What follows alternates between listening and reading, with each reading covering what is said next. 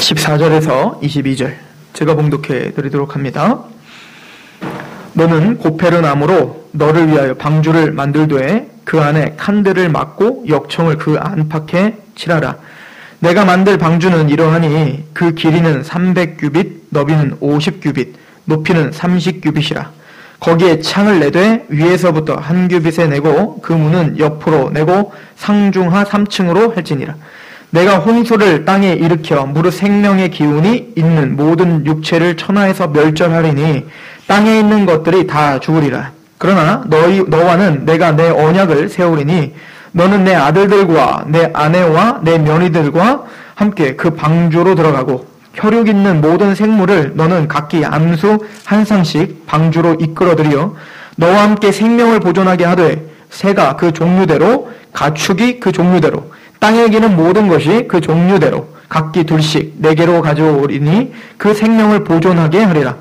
너는 먹을 모든 양식을 네개로 가져다가 저축하라. 이것이 너와 그들이 먹을 것이 되리라. 노아가 그와 같이 하여 하나님이 자기에게 명하신 대로 다 준행하였더라. 아멘.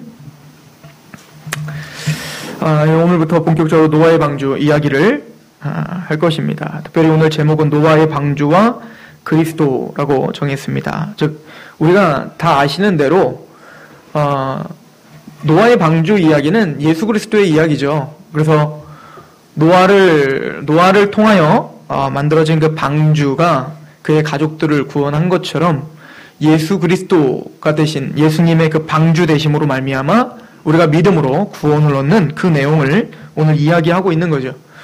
여러분들 누가복음에 보면 누가가 예수님께서 직접 하신 말씀을 우리에게 전해줬죠. 모세의 율법과 선지자의 글과 시편이 나를 가리켜 기록돼서 이루어져야 할 말이 바로 이것이다 라고 하면서 그게 바로 십자가와 부활이다 라고 이야기를 했습니다. 그러므로 오늘도 이 말씀을 통하여서 예수 그리스도의 은혜를 또 발견하고 또 그 은혜가 여러분들의 삶을 주장하기를 소망합니다. 오늘 말씀의 첫 번째 들어갈 때에는 우선은 주님께서 심판을 명하시고 계시는 장면을 우리는 볼 수가 있습니다. 오늘 14절부터 보시면 너는 고페르나무로 너희를 위하여 방주를 만들되 그 안에 칸들을 막고 역청을 그 안팎에 칠하라. 내가 만들 방주는 이러하니 그 길이는 300규빗, 너비는 50규빗, 높이는 30규빗이라. 거기에 창을 내되 위에서부터 한 규빗이 내고 그 문은 옆으로 내고 상중하 3층으로 할지니라. 그래서 이제 방주의 모습에 대한 이야기를 하면서 이 방주 자체가 바로 예수님을 상징한다라고 푸시는 분들이 많이 있어요. 물론 그럴 수도 있습니다. 왜냐하면 성막의 그 모든 규빗들과 또 거기 쓰여지는 재료들, 이 성막 자체는 예수 그리스도에 대한 모형이잖아요. 상징이지 않습니까? 그런 것처럼 노아의 방주도 이런 하나님의 설계대로 지어진 이 방주를 통하여서 예수님을 알려주고자 함이 있는 건 사실입니다. 그러나 그것이 너무 과도한 알레고리적 해석으로 거기에 너무 매몰되면 안 돼요. 그래서 흔히들 3층으로 지어지는 것은 하나님이 율법을 정하시면서 세 가지로 나누라고 하잖아요. 정결한, 거룩한 것, 부정한 것, 정결한 것. 그래서 아마 이 3층으로 나눈 것은 그 거룩한 그 노아, 의인들인 노아가 맨 위에 타고 그리고 정결한 짐승이 그 다음에 세 번째 칸에는 부정한 짐승들이 탔을 것이다. 또 이 고페르 나무로다가 이 방주를 지었다는 것은 이 고페르는 바로 십자가를 상징하는 것이고 그리고 거기에 역청을 발랐다는 것은 그 역청은 바로 십자가 위에서 기름을 짜내듯이 그의 육체가 찢어지심으로 흘리시는 피다라고 이야기하는 내용도 있습니다. 예수님을 말하는 거니까 괜찮아요.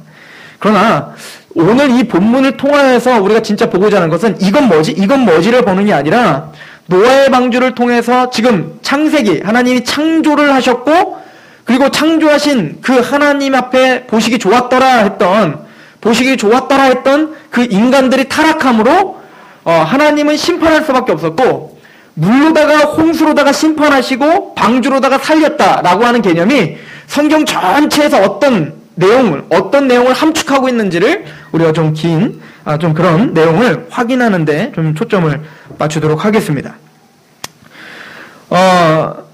오늘 아까 읽었던 그 내용, 그 다음 구절에 보면 17절에 이렇게 말합니다. 내가 홍수를 땅에 일으켜 무릇 생명의 기운이 있는 모든 육체를 천하에서 멸절하리니 땅에 있는 것들이 다 죽으리라 라고 말하죠. 기식하는 것, 즉 숨을 쉬고 사는 것들은 하나님이 다 죽일 거예요. 자, 이거 누가 주신 겁니까? 기식하게 하고 숨을 쉬게 한 것? 하나님이 네페시 하야, 즉 살아있는 존재로 만들었잖아요. 생명이 됐잖아요. 즉 생명이 된 것, 즉 살아있는 존재가 된 것은 하나님의 은혜로 됐는데 그 하나님의 은혜를 잊어버리고 하나님의 말씀 앞에 순종하지 않았던 아담이 선악과를 따먹은 것처럼 지금 이 백성들은 모두가 다 하나님의 질서를 파괴하며 살아가는 거죠. 그래서 그 하나님의 말씀을 힘있게 파괴하고 그리고 그걸로다가 내가 유익을 추구하는 것을 뭐라고 불렀냐면 용사다라고 불렀어요. 네피림이라고 불렀죠. 그래서 그런 사람을 우리는 영웅이라고 했어요. 자, 이 사람들을 이렇게 표현하고 있는데 우리 창세기 6장 우리 3절을 한번 보세요. 6장 3절에 보시면 여호와께서 이르시되 나의 영이 영원히 사람과 함께하지 아니하리니 이는 그들의 육신이 됨이라. 이 사람들이에요. 숨을 쉬고는 살고 있지만 무엇만 갖고 사는 사람이에요? 성령을 떠난 사람. 성령이 떠나서 육신으로 전락한 사람. 그럼 우린 육신이지. 그럼 우리가 뭡니까? 여기서 말하는 육신이라는 단어는 단순히 우리의 육체를 가리키는 단어가 아니에요.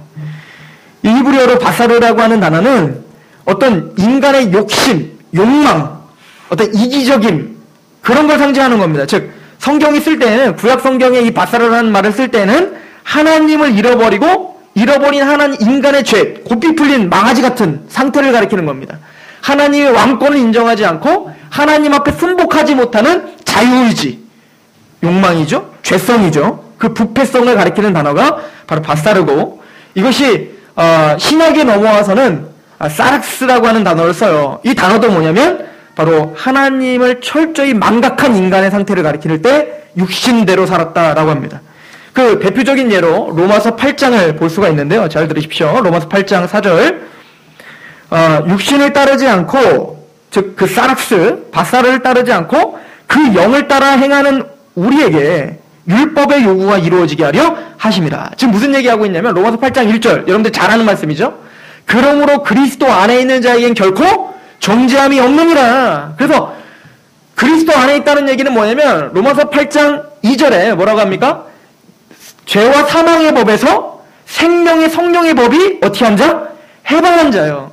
그러니까 그냥 육신 안에서 내 욕망함을 갖고 살았던 우리가 정죄함이 없는 상태라는 것은 구원함을 받았다는 것은 거기서 건져져서 성령의 생명의 법이 우리를 다스리고 있는 상태거든요. 여러분들 성령님이 안 계시면 여러분 구원 못 받은 거예요. 너희가 하나님의 성전인 것과 하나님의 성령이 너희 안에 거하신 거 알지 못하느냐?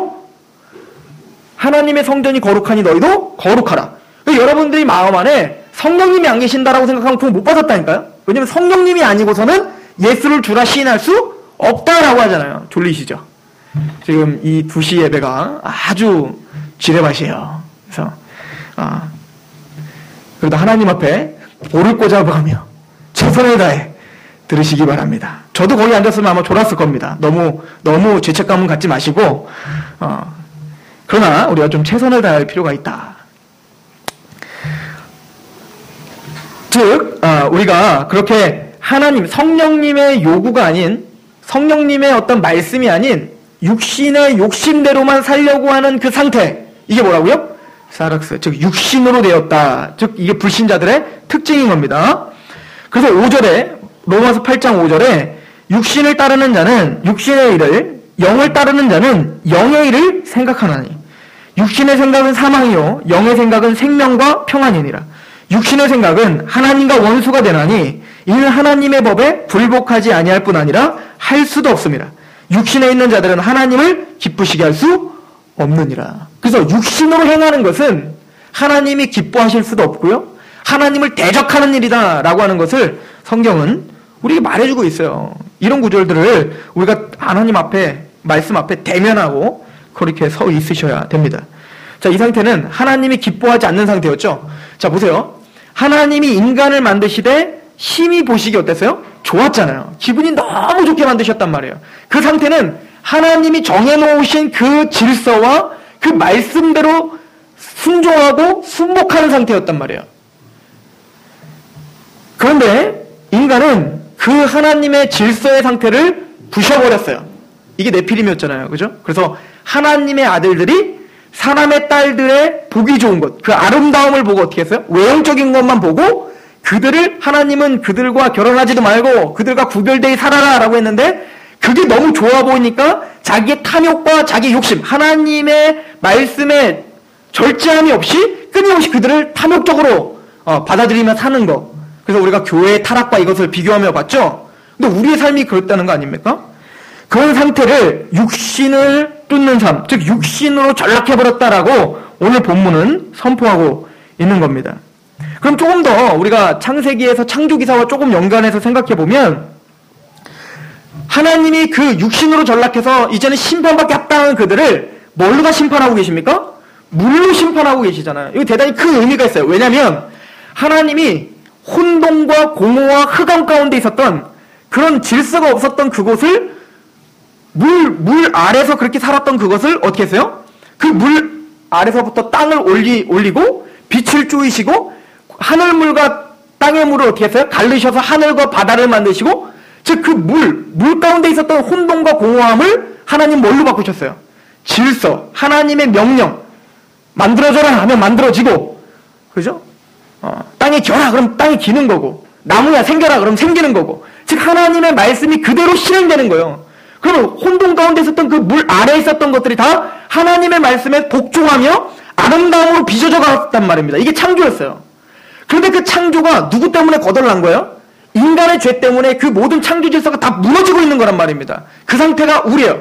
그래서 구원받지 못한 상태는 하나님의 온전한 창조가 아닌 혼돈과 공허와 흑암이 가득했던 때 아닙니까? 그래서 영적으로 하나님이 뭔지도 모르고 무지했고 내 욕심대로만 살았고, 그래서 사회가 혼란하고 내 마음도 혼란한 거예요. 하나님의 말씀으로 정리가 돼 있지 않은 상태로 다시 돌아가게 만들어버린 겁니다. 이게 뭐예요? 물 아래로 다시 심판을 주시는 장면을 보여주고 있는 거죠. 유다서 1장 6절, 또 자기 지위를 지키지 아니하고 자기 처소를 떠난 천사들을 큰 날의 심판까지 영원한 결박으로 흑암에 가두셨다. 이것이 지금 사탄에 대한 이야기예요. 마귀가 어떻게 타락한 거냐면, 하나님이 마땅히 그 자리에 있어 라고 하나님의 명령과 그 위치가 있었는데, 그 위치를 떠나서 어떻게 한 거예요? 하나님을 대적한 거죠. 그 하나님의 대적은 뭐냐면, 하나님이 있으라 한 그 자리에 있지 않고 다른 데 내 멋대로 가 있는 게 뭐예요? 그게 사탄의 일이에요. 그게 마귀의 일이란 말입니다. 그게 타락이고 그게 죄인 거예요. 그러니까 우리의 인간적인 가치관으로 볼 때는 전혀 죄가 아닌데, 하나님이 있으라 한 자리에 없고 다른 곳에 있으니까 그게 뭐라는 거예요? 하나님은? 죄라는 거예요. 쉽게 가장 큰 죄가 뭡니까? 예수님 믿지 않는 거잖아요. 너희는 예수님과 접붙임을 당해서 예수님과 연합되지 않으면 너희는 다 지옥불에 던져진다 라고 하는 질서를 하나님이 세우셨는데, 예수님과 떠나 있으면 아무리 그 사람 윤리적으로 잘 살고 도덕적으로 잘 살아도 그 사람은 뭐예요? 지금 마귀에게 사로잡혀서 하나님을 대적하고 있는 중이라니까요. 다니엘이 내가 기도를 쉬는 죄를 범하지 않겠습니다 했어요. 우리가 어떤 살인을 저지르고 간음하는 것만 죄가 아니라 하나님이 항상 기도하라고 했잖아요. 쉬지 말고 기도하라고 그랬잖아요. 그런데 우리는 기도를 쉬었어. 그럼 하나님이 이스라엘 그 자리에서 떠났기 때문에 우리는 지금 뭘 범하고 있는 거예요? 죄를 범하고 있는 거란 말입니다. 이 가치관, 하나님의 말씀의 그 질서대로 내가 서 있어야 될 곳에 서 있지 않고 그래서 어긋나 있는 것이 하나님을 대적하고 있는 거구나를 깨달은 사람이 바로 질서가 잡힌 사람이에요. 그걸 행하고 못 행하고는 둘째 문제고, 그 사고체계를 갖고 있는 자들이 거듭난 자라는 거예요. 이해가십니까? 그러므로 하나님은 그렇게 질서를 파괴해버린 그 인간들에게 심판을 하실 수밖에 없습니다. 그리고는 하나님은 그 심판을 모든 자가 다 심판, 우리가 다 물 아래에 있어야 될 사람들이죠. 그런데 그 중에 하나님은 누구를 택하셨다는 게 오늘 본문입니까? 바로 노아를 택하셔서 그 심판 중에 그 사랑하는 노아에게 뭘 주시더라? 언약을 주시더라는 거예요. 언약. 즉 그 기준대로 우리를 봐도 우리는 다 뭐예요? 기도 하나만 봐도 우리는 다 반역하고 있는 거잖아요. 지금 솔직히. 그래서 우리도 다 문 아래에 있어야 될 사람들이라니까요. 그랬던 우리인데, 우리를 하나님 어떻게 하셨다는 거예요? 택하시고 우리를 의롭다 하시고 우리를 완전한 자라 불러주시고 우리에게 하나님이 언약해 주시는 거예요. 그 수백만이 다 죽어가고 있는데 그 중에 특별히 우리를 부르셨다는 겁니다. 그럼 우리가 뭐길래 우리를 불러서 의롭다 하셨지? 왜 우리도 똑같이 죄를 범하고 있는데 왜 우리는 달라서 우리를 이렇게 의롭다 하시며 은혜를 퍼부어 주시고 내가 너를 구원해 줄게 라는 약속을 주지? 그래도 저번 주에 상고해봤잖아요. 그것은 뭐라고요? 노아가 은혜를 입었더라. 은혜로밖에 설명이 될 수 없다는 거예요.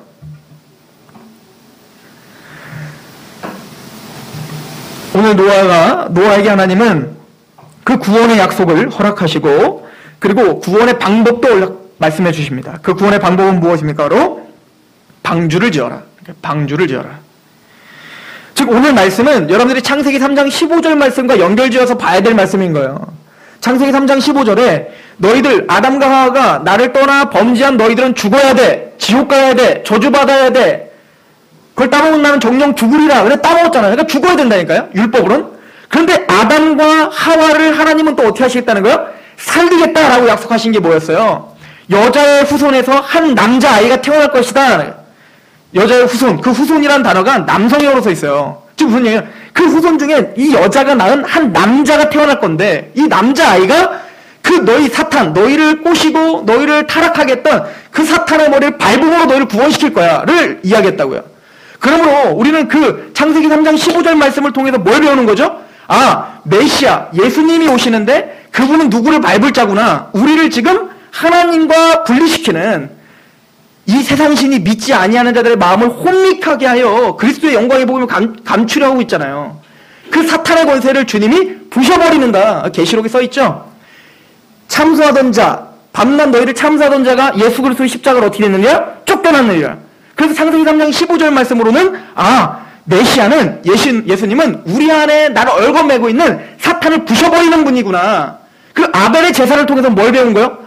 그런데 그분은 그 사탄의 권세를 부셔버리고 죄에서 우리를 건져내기 위하여 가죽 옷을 덧입혀주듯이 예수님이 그 어린 양이 되셔서 나 대신 죽으시고 그 의의 옷을 나에게 입혀주심으로 내가 그렇게 죄에서 구원받을 수 있는 거구나를 가죽 옷을 통해서 또 아벨의 제사를 통해서 배운 거잖아요.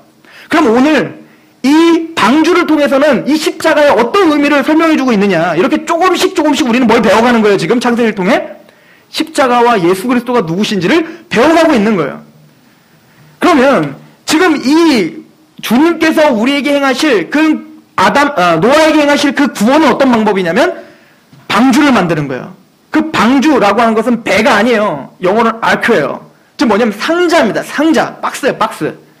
그래서 이 테바라고 하는 단어인데 이 테바라고 하는 단어가 어디에 쓰였냐면 언약궤 할 때 그 궤가 테바예요. 또 모세가 물에서 건진받았죠? 그때 뭐 타고 건져졌죠? 물에 안 빠졌죠? 갈상자로 성경 퀴즈 대회를 한번 해야 되나? 갈상자를 타고 하잖아요. 그때 그 갈상자가 바로 테바예요. 그러니까 이 방주의 모습은 우리 창조과학회에서도 그걸 그대로 만들었죠? 이런 배 모양이 아니라 네모난 박스가 바로 이 방주의 모습이었죠.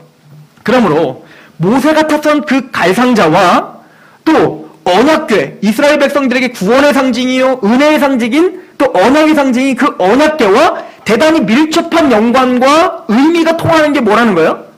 이 방주하는 거예요. 이 테바, 즉 하나님의 구원의 그 방주를 이야기하고 있는 겁니다. 이렇게 쉽게 좀 설명하도록 하겠습니다. 사실은 우린 모두 다 어디에 다 잠겨야 됩니까? 홍수 심판 그 물 아래 다 잠겨야 될 사람들이죠. 우리가 다 혼란했으니까요. 혼돈이 있었으니까요. 그런데 그 물 위와 그 물 아래로 나누는 유일한 방법은 뭡니까? 배 안에 들어갔느냐 안 들어갔느냐의 문제인 거예요.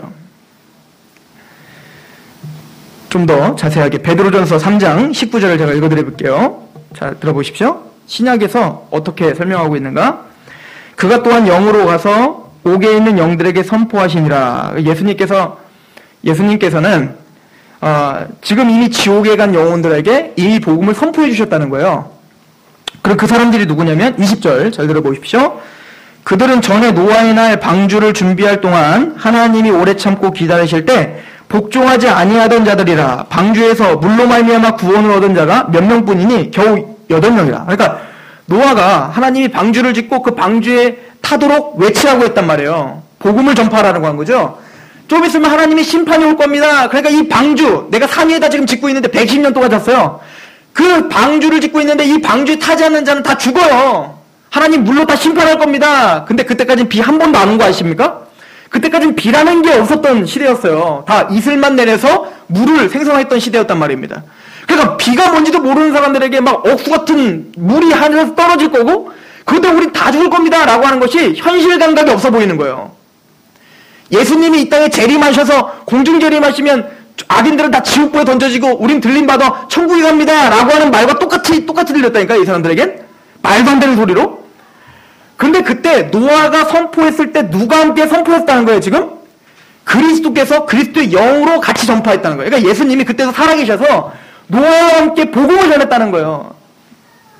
그리고는 그 노아의 방주의 물 이야기를 이렇게 의미를 부여하십니다. 21절, 베드로전서 3장 21절.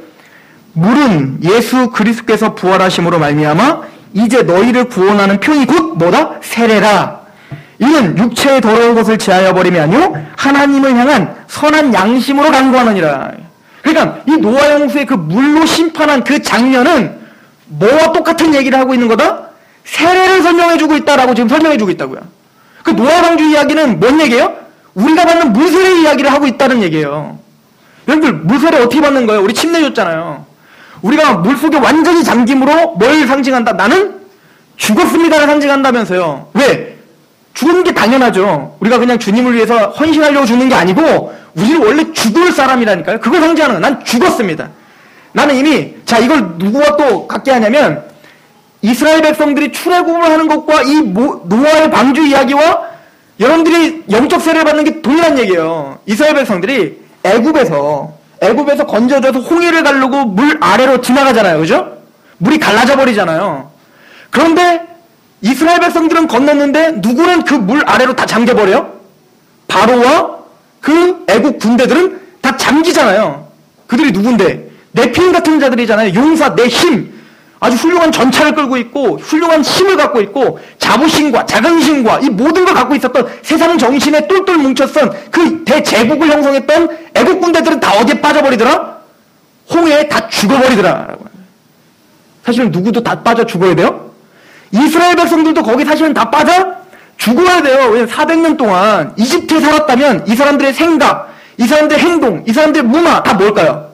이집트인이에요. 스메끼리, 바게스. 이거 다 언제 생긴 거예요? 다 일제시대 때 그때 다 우리 배운 거잖아요. 저도 모르고 배웠잖아요. 즉 문화라고 하는 것은 한 몇십 년만 거기에 살면 금방 빠져드는 거예요. 그런데 400년이나 이스라엘은 어디서 살았어요? 애굽에서 살았다고. 그러니까 율법, 뭐 하나님 말씀 이런 게 그들에게 있어요, 없어요? 없죠. 그냥 애굽 사람인 거예요, 걔네들은. 400년 동안의 애굽의 정신, 애굽의 어떤 사상, 그걸 그대로 살았던 죄악 덩어리들이었단 말이에요. 그러므로 그 애굽 사람과 그 이스라엘 백성들은 겉으로는 다른 것이 전혀 없는 사람이에요. 저와 여러분들도 마찬가지예요. 여러분들이 뭐 세상 밖의 사람입니까? 저와 여러분들 다 세상 사람들이잖아요. 돈 좋아하고 건강 좋아하고 다 그렇게 하잖아요. 그게 뭐냐면 그게 잘못된 게 아니라 그게 우리예요. 세상에 사니까 당연히 세상의 법칙대로 살죠. 그런데 하나님이 물의 심판, 하나님이 이제 불심판을 하겠죠? 불심판을 하실 때 정확하게 갈라진단 말입니다. 불심판으로 완전히 다 파멸 가운데 영원한 지옥에 던져질 자와 거기서 건져질 자가 달라질 거라요. 그게 뭘로 지금 비유된 거예요? 이스라엘 백성들은 그 물을 침몰당하지 않고 건넜는데 그 이집트는 어떻게 했다는 거예요? 그 안에 다 빠져 죽더라. 아, 노아의 방주도 그 얘기네요. 노아의 방주 노아도 사실은 다 물에 빠져 죽어야 되는데 하나님이 의인이요 은혜로 믿음을 주시고 방대 완전한 자를 세워주시고는 어떻게 했어요? 방주에 타게 하셔서 물 위에 뜨게 하셨단 말입니다. 이게 뭐라? 세례라. 즉 우리가 예수 그리스도로 말미암아 죽었습니다 라고 하는 고백을 하고 그리고 뭔 거예요? 다시 우리는 그 물 위를 뜬 자예요. 어떻게 해서 물 위에서 일어났잖아요. 일어나서 나는 새 생명이 되었습니다 라고 고백한 자가 됐죠. 예수님이 부활하신 것처럼. 그 부활에 연합하여 나도 새로운 자, 의인, 완전한 자, 노아 같은 자가 되었습니다 라고 고백하는 사람이 됐지 않습니까? 자, 고린도전서 10장도 보세요. 고린도전서 10장 1절부터 제가 읽어보면, 형제들아 나는 너희가 알지 못하기를 원하지 아니하노니 우리 조상들이 다 구름 아래 있고 바다 가운데로 지나며, 우리 조상도 다 어디를 지났어요? 바다. 누구를 침몰시켰던, 그 애국 군대를 침몰시켰던 바다를 지났단 말입니다. 그런데 보세요. 2절. 모세에게 속하여 다 구름과 바다에서 세례를 받고, 이집트 사람과 이스라엘 백성들이 홍해에 사실은 다 죽어야 되는데 다른 점이 하나 있어요. 이스라엘 백성들은 누구에게 속했어요? 모세에게 속했던 것뿐이에요. 모세에게 속하여 바다를 빠지지 않고 지나갈 수 있었다라고 하는 거죠. 더 들어보십시오. 3절. 다 같은 신령한 음식을 먹으며 다 같은 신령한 음료를 마셨으니 이는 그들을 따르는 신령한 반석으로부터 마셨음에 그 반석은 곧 누구라? 그리스도라. 이스라엘 백성이 출애굽한 것, 이것이 바로 우리 세례의 이야기라는 거예요. 이스라엘 백성들이 다 빠져 죽어야 되는데 누구에게 속하여? 모세에게 속하여 모세에 이끌린 대로 가니까 바다가 그들을 침몰하지 못하더라라고 하는 거죠. 마찬가지로 우리는 누구 안에 속하여? 그리스도 안에 있는 자에게는 그래서 정잠이 없는 거예요. 우리는 모세가 아닌 누구에게 속하여? 예수 그리스도께 속해 있을 때 우리는 뭡니까? 그 심판의 바다에서 벗어나는 거예요. 이것만이 유일한 구원의 길이다라고 하는 것을 이 노아의 방주를 통해서 설명해주고 있는 것입니다. 모세의 이야기를 좀 더 하면서 오늘 노아의 방주 이야기를 같이 좀 정리하면 되는데, 모세는 이름이 두 개예요. 하나인데 이집트 사람이니까 이집트에서 이름을 지은 거잖아요. 모세스라고 하는 단어인데, 이 모세스라고 하는 단어는 물에서 건져질 자라는 뜻이에요. 물에서 건짐받은 자라고 하는 뜻이에요. 그러나 히브리어로 모세라고 하는 단어는 물에서 건질 자라고 하는 뜻이에요. 대단히 의미심장하죠? 무슨 얘기인지 잘 모르시겠습니까? 모세는 먼저 물에서 건짐받은 자예요. 모세 자체가 먼저 건져져야 돼요. 그래서 모세도 어떻게 해요? 그 테바에 담겨서 건져졌죠. 그래서 애굽의 왕자가 된 거 아닙니까? 그렇게 물에서 건짐받은 자가 어떻게 한다는 거예요? 이제 물에서 건질 자가 된다는 거예요. 그래서 그 물에서 건짐받았던 경험이 있는 모세가 이제는 이스라엘 백성들을 물에서 어떻게 하는 자가 돼요? 건지는 자가 되는 거예요. 이게 바로 예수 그리스도의 모형인 거죠. 예수님은 우리를 구원할 자입니다. 그래서 예수님이 먼저 뭘 경험하시는 거예요? 십자가와 부활을 경험하시는 거예요. 그리고는 그 십자가 부활을 경험하셔서 그 십자가 부활을 완성시키시고는 우리에게 뭘 주시는 자예요? 바로 그 십자가와 부활을 경험케 하시는 분인 거예요. 예수님 십자가에 죽으신 것처럼 우리를 죽게 만들고 예수님이 부활하신 것처럼 우리를 하나님 앞에 산자가 되게 하시는 구원자이신 예수 그리스도를 이야기하는 겁니다. 그리고 오늘 저는 이 말씀에 좀 집중하기를 소망하는데, 창세기 6장 22절을 보시면 노아가 그와 같이 하여 하나님이 자기에게 명하신 대로 다 준행하였더라 라고 말합니다. 저는 노아를 우리를 상징한다고 볼 수 있죠. 그죠? 하나님을 배역하고 죄가 관영했던 그 시대 사람들과 달리 하나님의 은혜를 받아 그 노아의 방주에 탄 노아로 우리가 볼 수도 있고, 또 하나는 뭡니까? 그 방주를 준비한 노아는 모든 하나님의 말씀에 순복함으로 그게 완성시킨 거잖아요. 그래서 구원의 도구로 사용됐던 것처럼 바로 예수 그리스도를 예표할 수도 있죠. 그 얘기는 예수님이 바로 우리는 하지 못할 그 일, 즉 율법을 완성시키고 하나님이 하라 했던 그 모든 것들을 준행하심으로 33년 동안 하나님이 순종하심으로 만드는 게 뭐예요? 바로 자기 육체의 배를 만들어 놓으신 것입니다. 그리고 언약의 궤처럼, 그리고 이 노아의 방주처럼, 그리고 모세가 탔던 그 갈상자처럼 우리를 태우는 구원의 방주가 되어주신 거죠. 이 이야기는 더 나아가서 저와 여러분들에 대한 이야기입니다. 모세처럼 또 노아처럼 우리는 그렇게 예수님처럼 그렇게 우리는 구원을 경험한 자입니다. 하나님의 은혜로. 그럼 모세처럼 이제는 건지는 자가 되는 거죠. 또 예수 그리스도께서 부활하신 것처럼, 부활시켜 주신 것처럼 우리는 뭡니까? 복음의 제사장으로 또 누군가를 예수 그리스도의 방주로 태우는 자가 되는 것입니다. 하나님의 은혜 가운데 여러분들을 부르신 하나님을 매번 찬양하시길 소망합니다. 그리고 우리의 방주가 되시는 예수 그리스도 앞에 우리의 삶을 내어드리고 여러분들이 복음의 제사장이 되시길 소망합니다. 기도하겠습니다.